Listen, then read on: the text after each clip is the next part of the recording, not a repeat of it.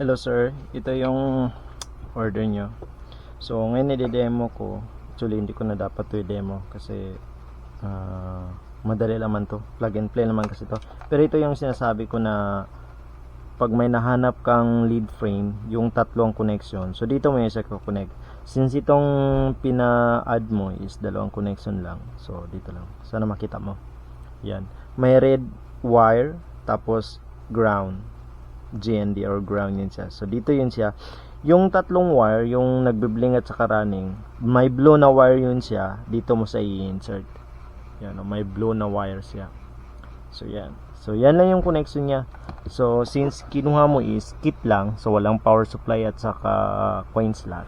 So pag may ang gamit mo is hindi adapter type na coin slot, is meron namang connection dito. Itong 12 volts saka ground. So dito mo yun sa i-connect. Make sure mo lang na hindi sa mabaliktad. So ano pa ba? So yun lang. So since piso pa yung gamit mo kasi nag-order ka sa iba, hindi piso pa yung binigay.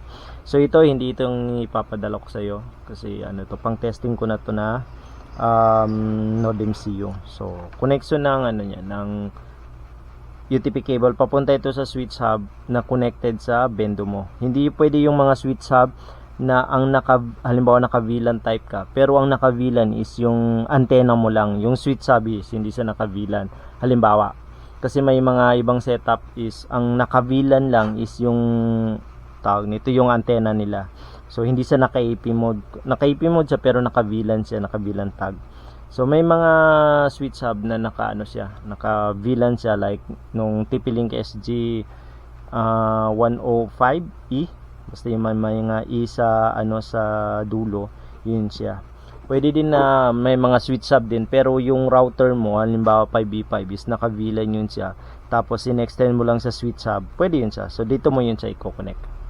So yan. Pag naka-USB to LAN ka na naman, tapos ang setup mo USB to LAN, hindi naka-VLAN. So papunta sa switch hub. Then ang gawin mo is yun yung ano mo, yun doon nakasaksak yung AP. Halimbawa marami kang AP, so doon mo din ito isa isasaksak. So nakuha siguro natin. So yun, so pa-plug na natin.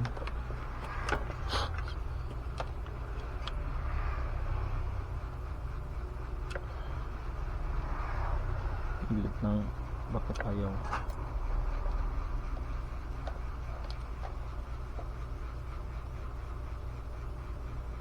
So hindi ito palitan natin.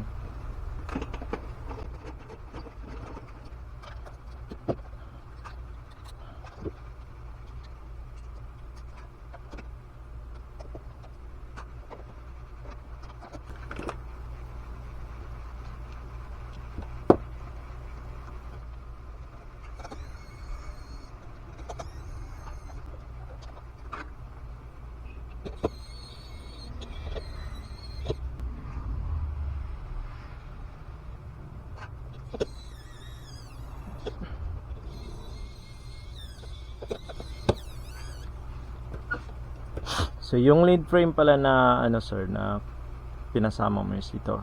So may wire ito, dito mo lang sa i-connect. Yan. So hindi yan sa magkabaliktaran. Yan. So try natin i-plug.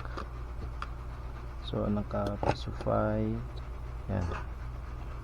So yan. So yan, iilaw ito agad. So yan lang, RGB lang yung effect niya. Yan. So ito, may indicator tayo dito. Iilaw itong red pag connected na sa system. Pag iniyo pa siya na connect sa system or ito, o hindi pa ito nako-connect, ito yung UTP cable niya, wala itong ilaw. So yan. So mag-green ito pag mag-insert coin kayo. So, try na natin. Tapos itong coin slot, connector ng coin slot, itong red katapat ng DC12B. Ayan. So yan. So iilaw lang itong ano, iilaw lang itong coin slot pag mag-insert coin kayo. So naka-power cut ito. So yung phone ko, wait lang. Connected ako sa may, yan. So dito, yan. So yan, select bendo tayo dito, yan. Select bendo. So check natin ito, ilaw ito ang coin slot. Diyan natin. Ilaw yung coin slot, tapos ito mag-green. Check natin So dito ako sa yan o, itong pangalawa. Yan yung pang test natin. So ilaw dapat ito, mag-green ito. Yan, nag-green na siya. So ulitin natin, cancel ko ah. Yan, red siya ulit, green, tapos sumilaw na yung coin slot. So ngayon, try natin yung hulugan. 10 pesos dapat yung credit niya.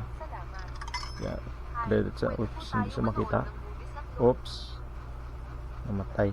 Insert coin natin ulit. So yan. Yan, so good tayo dyan. Working ito. Working, so pag maging done tayo, sorry, naka pala ako, naka whitelist. So hindi ko yan sa go online kasi naka whitelist ako. So yan, so patay na ito, mamamatay na ito. So yun yung kaibahan ng naka whitelist. So hindi ka na kailangan mag-insert coin, pero dito pwede mo i-try mag-insert coin ka. So yun lang sir, at least yung order nyo good ito. So ito tatanggalin ko lang para sa pagbalot. So yun lang, wala naman sigurong nakalimutan kasi yun na, halos plug and play na. Doon sa i-enable nyo lang. Alam naman siguro ninyo to sir. So patayin ko na. Then magpa-flash na ako ng bagong ganito. Hindi kasi ito pwede, luma na to. Pang test ko to. So siyempre mga bago yung ipapadala natin. So yun lang sir, salamat. Thank you and good day.